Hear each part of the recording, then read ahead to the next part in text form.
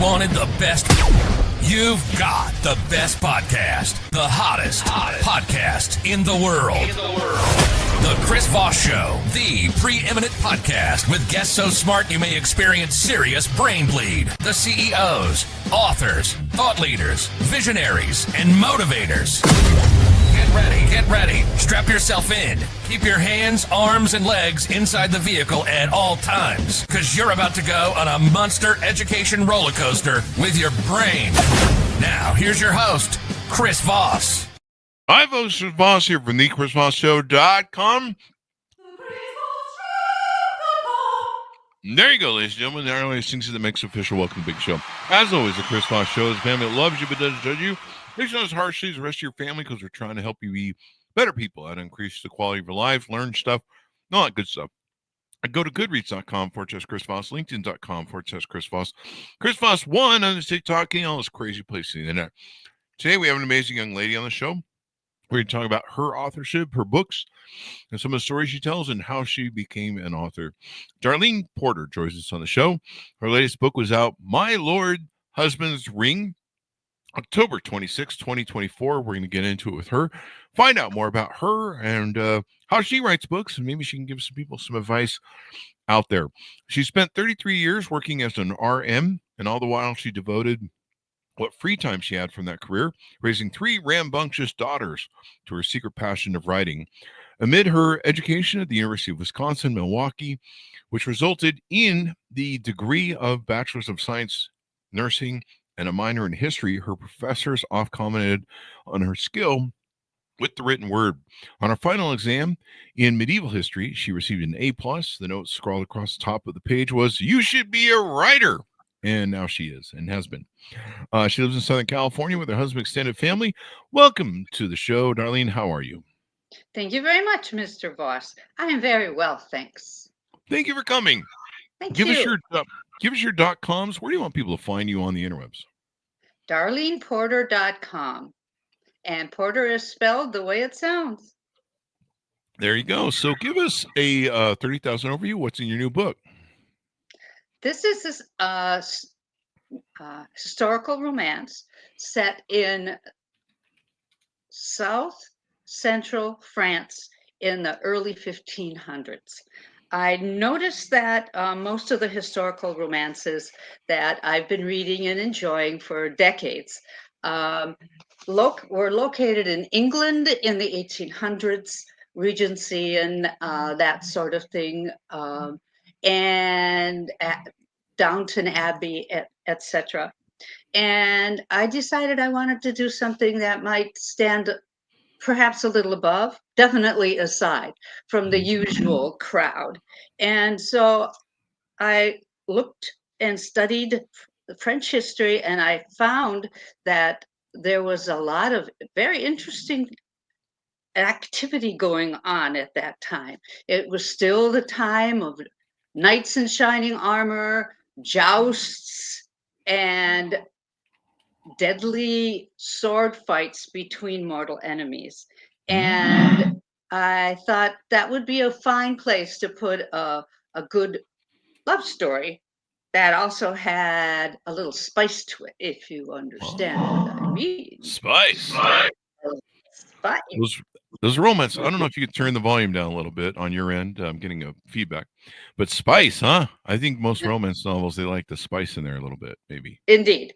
Otherwise it gets rather boring. Well, life is boring. So there you go. You need a little spice in your life. That's what Indeed. I also found that that was a very interesting story. That is true about the King of France, King Henry II, who had a joust to celebrate his daughter's wedding to the King of France.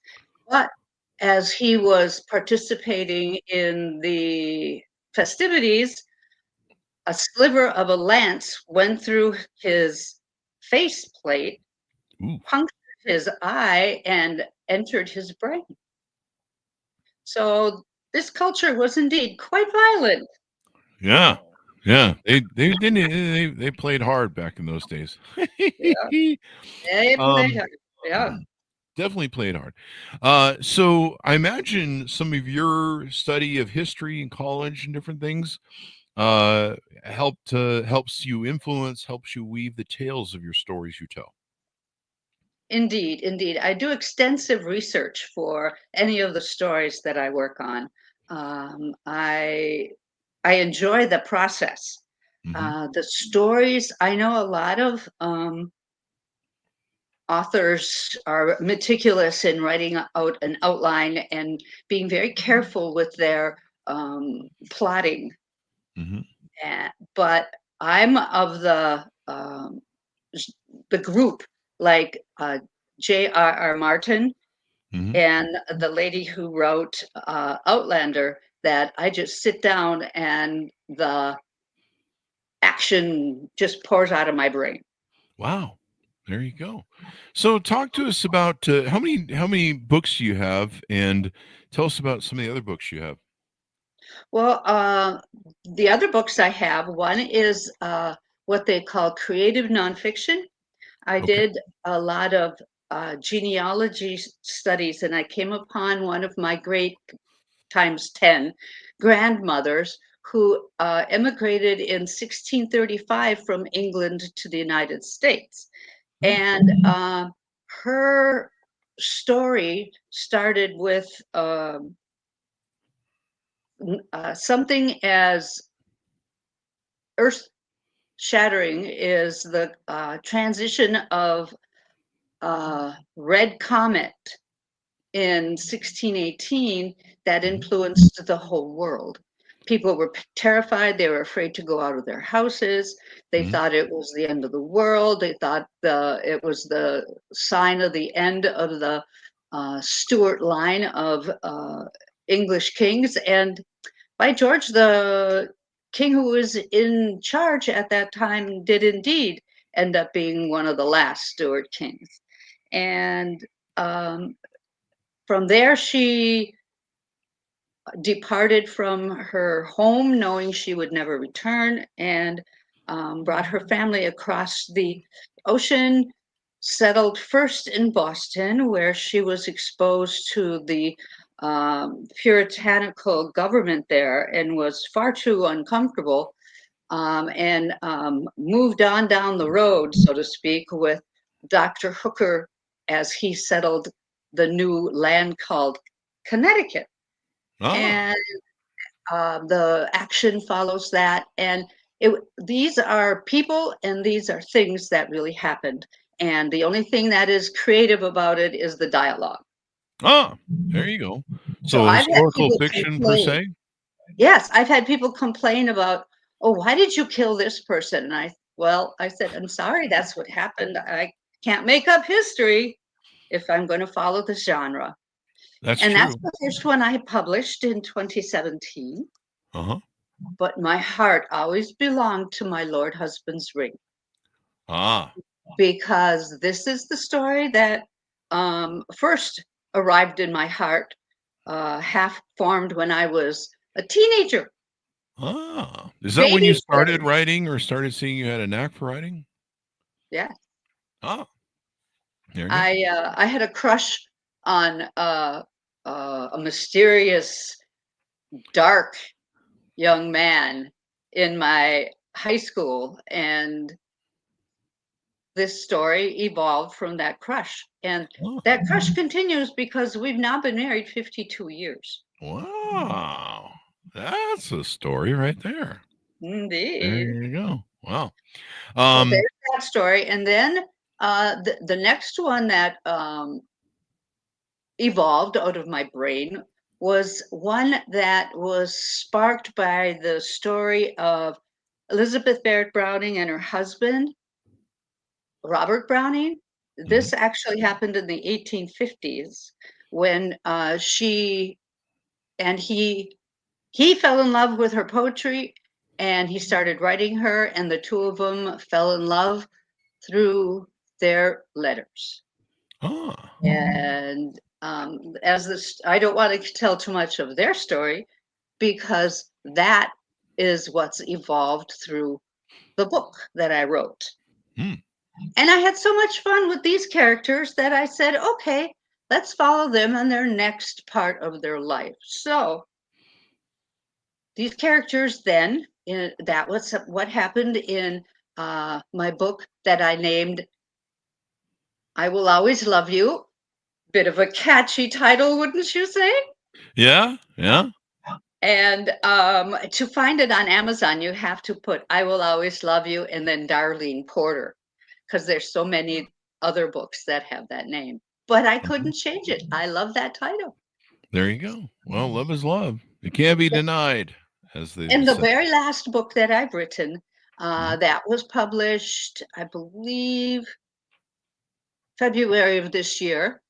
Mhm. And that one is called Forever and Always Yours. And that is the story of the couple from I Will Always Love You, as they travel to the wild and untamed West, Mm. specifically Tucson, Arizona. And what happens to them there? What? Gunfights, Ah, horse chases, those kind of interesting things. So, yes, I oh, do have a little violence in my story. what's going what's going on there? Who hurt you? I'm just teasing. I'm just a respectful, quiet little lady with a dark With the side. dark side. Don't mess with her. Don't mess with her. Dark side is don't mess with her. So there you go. How do you develop the characters in your book? My Lord Husband's Ring sounds a little personal. Is there personal characters in there for you? Well, as I said, I did style the hero after, as I say, who eventually became my husband.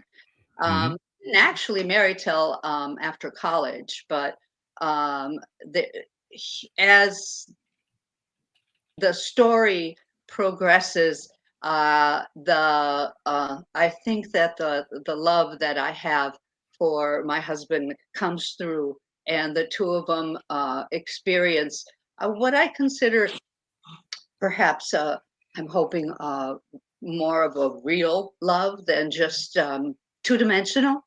Uh-huh. And I had so much fun. My Lord Husband's Ring. I had so much fun weaving back and forth the presence of the signet ring that he gave her the night of the uh, massacre of his family in the family dynasties. Cass gives her the ring as sort of a I'm going off to die, and I give you this to remember me. Wow. And as the story progresses, that ring pops up here and there in various places. Oh And wow. finally, when at the happy ending, it's there also. Ah, there you go. There you go. And so what's the future of books? Do you have any books that you have planned? Anything coming out? Anything in the works? Well, I have done the research for, and I have several scenes plotted out in my brain Mhm. about the third story of the couple from um, the first book about the cowboys. Uh-huh. And so that would be a third one about what happens in Tucson in the wild and crazy history of the place. Mhm. All right. What more should we know that I should ask you about that we need to know about what you do there when you're writing and how you write? How do you write? Like, do you sit down for an hour a day? How do you approach your like when you want to put something down to paper? How do you approach it and manage it as you go through it? I compose it in my mind. Mm-hmm. A lot of it is like when I'm driving somewhere. Mm, Living in Southern California, a person tends to spend a lot of time in their car that's very true. behind the wheel, and the traffic is just atrocious. And so that's when I plot out a lot of the things that happen. And then I go home and I'll sit at my computer and start the scene, and I find myself in the middle of the night when the house is quiet and no one is about, even the dog is asleep. I will tap into that and go like crazy. I've stayed up all night writing. Mm-hmm. And once I get into the zone, it's like, look out. I'll go back and I'll rewrite it, but the fun part is that 3 a.m. session. Yeah. There you go. It's something where, you create the private time, the time that you can do stuff. And I like the night too, because everyone's quiet. There's usually no one bugging me. The email is pretty quiet. And it's like the one time you can kind of think, maybe soak up life, all that sort of things, and everything else. Do you think you're going to stick with the romance genre? Well, I enjoy it, Mm-hmm. and it gives me an outlet to work on those spicy scenes. That's always fun. And then every once in a while, I'll enter into that violence too. Oh, you like the violence? What can I say? There you go. Sword fights, gun battles. What can I say? That's what makes Hollywood movies work. So yeah. Those brawls between brothers can get pretty rowdy, Mm-hmm. and the more brothers, the better. So Johnny, the cowboy, the main cowboy, he's got 3 brothers, so they go at it in the story. So it's a lot of fun. There you go. So bada bing, bada boom. One thing I was going to ask you is, I believe you set this in France, and what time period is it in? Early 1500s, Mm-hmm. before the advent of gunpowder. Mm-hmm. And they're still into armor and the swords and the daggers. Mm-hmm. Was there a reason you And the chose that time ladies' period? dresses. Oh, ladies' dresses. Is that why I you have picked Is that why you picked the time period? indeed. I do have an example of the book. Mm-hmm. And as you can see, the lady in her fancy dress. And I'm quite proud of the cover. This is the scene of him saying goodbye to her. That happens like in the first chapter or so. That's the Saying one on the goodbye. cover of Him the, thinking he's on his way to his death. and that's the cover of the book then. Yes. Yes. I like all of my books to have artwork that represents scenes in it, not just, hairy man with no shirt on. It's There's a lot of those that are out there, isn't there? There are, and like I said, I want my work to stand out. Yeah, they definitely do. And so, what was the other question I had for you here? On the let's see, doop-a-doop-a-doo. Any interest in this title can find a detailed review on a professional website. I don't know what that means. How do you feel? What are some of the opinions of your work? What do you think? I have a professional review on Pacific Book Review. Mm-hmm. It's actually the perfect term. The perfect title is Pacific Review of Books. And there's a review there that was solicited to be objective. Mm-hmm. And I just love it. It's a wonderful review. Reflects the story, gives you a little bit of a preview of what's going on.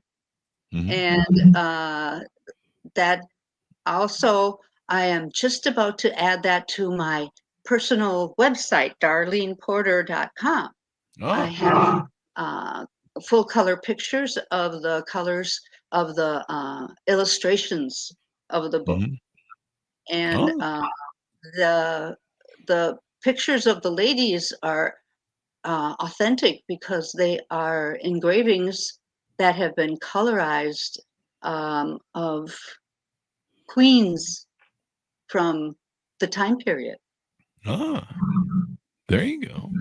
So So great stuff there. And you see, I mean, you really love the historical era. Do you like it because it seems like a romantic period, even though there was a lot of violence and spicy stuff? yes, I mean, do you like still the romanticization? It seemed like things were more formal back then and other things. oh yes, more formal. The separation of classes was very much evident, and that was one of the reasons why I wanted my character to recognize that even the lower classes were people with lives and loves and loss. Mm, And I wanted her to get involved with the lower class people, the mm, serfs, that the peasants, that mm, a couple took her in and gave her sanctuary when she was sure that there were murderers chasing her, being the last survivor from the massacre at the castle. wow. There you go. So, so I wanted there to be a kind of a manifestation of both classes. Hmm. There you go. So on your in your other series of books, the one that you did, "I Will Always Love You, Forever and Always Yours," that's basically Yes. "I Was Always Love You" 1 and 2. Um, and why did you settle on Elizabeth Barrett Browning and Robert Browning as the feature of that? Well, a good part of it had to do with him, the poet Robert Browning, Hmm. proposing to Elizabeth Barrett Browning, and her father, uh, refusing, and then cutting off all communication between the two. And finally, what happened, and this is what won my heart over. Finally, what happened was he broke into the manor because the father was rich, and so was Emily, and he broke into the tower room that she was living in, and he freed her from that confinement and whisked her off to Italy, and they got married and lived happily ever after. Wow. There you go. Happily ever after. So, what do you hope people come away from when they read your books? I want them to come away with a warm feeling of that's the way I want life to be. Mm. There will not be um, anything but happy endings in my book. So, ladies, if you're ready to invest the time, you won't be disappointed at the end. There you go. And Happy endings are always good. happy endings. Now, Yeah. that doesn't mean every single character, survives to the end, but it will be a happy ending, I promise you. There you go. If you get stabbed by a sword, that's probably not going to be a happy ending. You're probably going to be unhappy on Unless the it's edge the of the bad sword. guy. Yeah, unless it's the bad guy. Yeah, I guess yeah, good point. Um, so do you, when you're writing your novels or thinking about them, do you think of Hollywood characters, Hollywood actors or actresses that might play in them? Yes, indeed.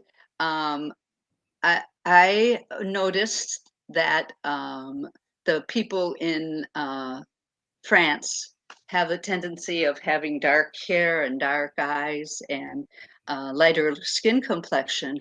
And having been a fan of Game of Thrones, I couldn't Ah. help but picture the actor who played Jon Snow. His name Mhm, is Kit Harington. I mhm. can, and of course, has swordplay in his repertoire. I can definitely see him being the Dominique of this story. And Ah, the girl also needs to have dark hair and dark eyes because she's just as French as Dominique. So Mia Kunis, who is from that 70s show, I can see her playing the part of Lady Marie. Oh, there you go. That would work out pretty good. So, yeah, there you go. All that good stuff that you guys are working on there. So, what would be your advice to wannabe writers, people out there that maybe are thinking about getting in the business of writing books, or maybe you're interested, or maybe they think they want to be a writer, but they're not sure if they can? Do it. Do it. Sit down and write it down.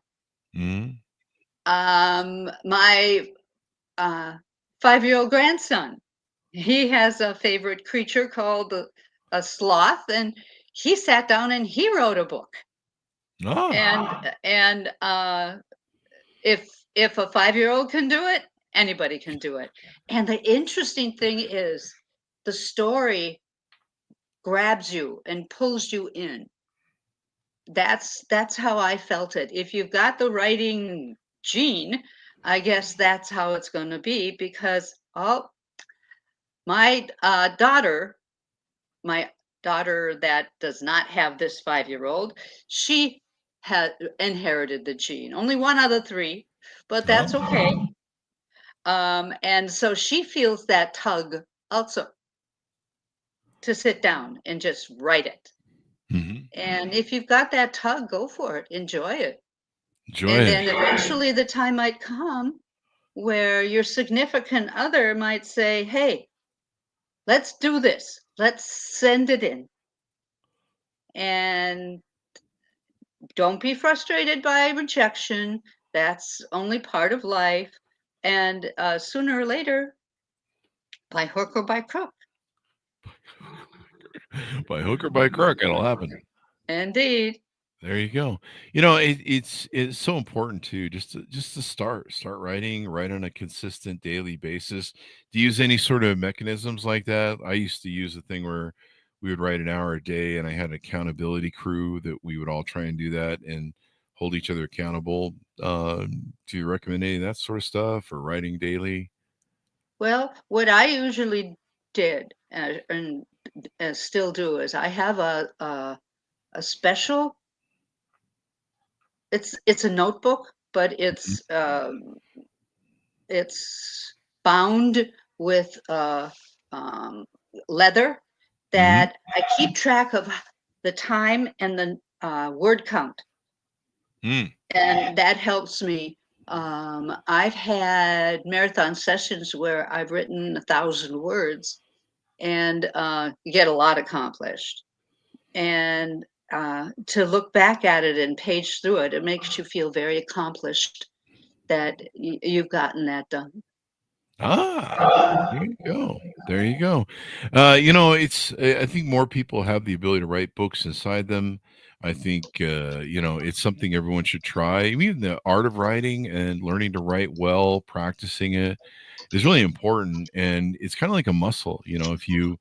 If you practice it, you keep writing stuff, it will make all the difference for you in the world. Yes, indeed. The more you do it, the better you get at it. There you go. So as we round out, give people a final pitch out to reach out to you, get to know you better, where to buy the books, et cetera, et cetera. The books are available at Barnes & Noble and Amazon. And you can also find more information about them and see the pictures, full color pictures on my website, darleneporter.com. I am in process of getting the reviews. I have a review for the book about the Puritans. The name of that book is called Lives of Our Mothers, a true telling of the lives of women in Puritan New England. That review is available on the website. There's also a Pacific review of books regarding I Will Always Love You, and also a Pacific review of books for My Lord Husband's Ring. The last one, the review hasn't arrived yet because, as I say, it was just published. I believe it was February it was published. Awesome stuff. Good stuff there. So thank you very much for coming to the show. We really appreciate it. Thank you. There you go. And thanks, Simonis, for tuning in. Order up the book where refined books are sold. My Lord's Husband's Ring, out October 26, 2024 by Darlene Porter. Thanks, Simonis, for tuning in. Go to goodreads.com/Chris Voss, LinkedIn.com/Chris Voss, Facebook.com/Chris Voss, and all those crazy places on the internet. Be good to each other. Stay safe. We'll see you guys next time.